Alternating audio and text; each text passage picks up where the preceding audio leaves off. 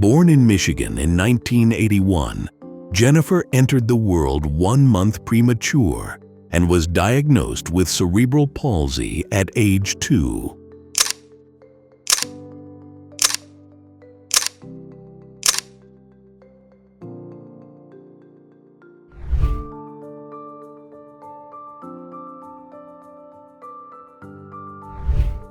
At a time when institutionalization was often considered the only option, her family chose something different: inclusion.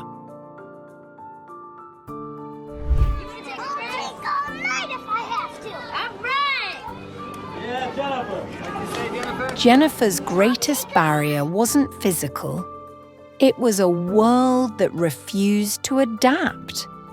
But from an early age, her family believed Jennifer didn't have a problem. Society did.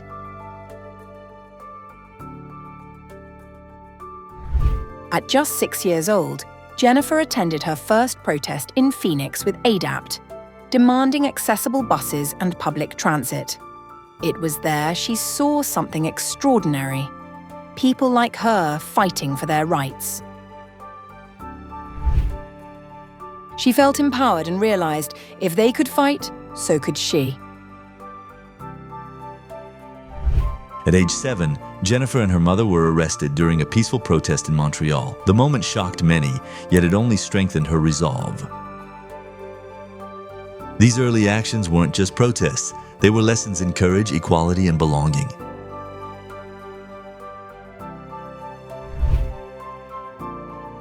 On March 12, 1990, over 1,000 disability rights activists marched from the White House to the Capitol. At the steps, about 60 people, including an 8-year-old girl named Jennifer, abandoned their mobility aids and began crawling up, embodying the barriers they faced daily. As cameras rolled, Jennifer pulled herself up step by step, declaring, "I'll take all night if I have to." That powerful image became a turning point. Less than 4 months later, on July 26, 1990, President George H.W. Bush signed the Americans with Disabilities Act into law.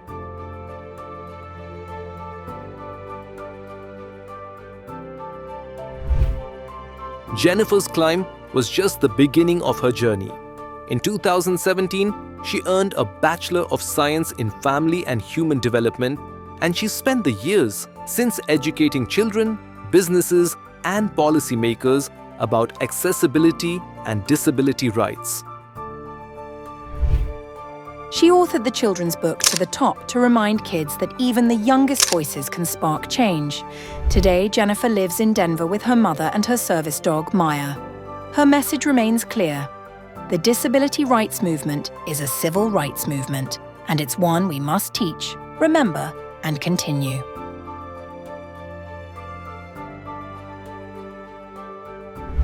I believe that, that the ADA is an extremely important law, and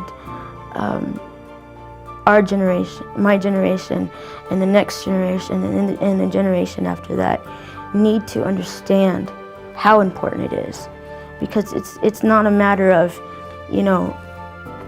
the ADA is passed, so you have to, put ramps in buildings, or you have to,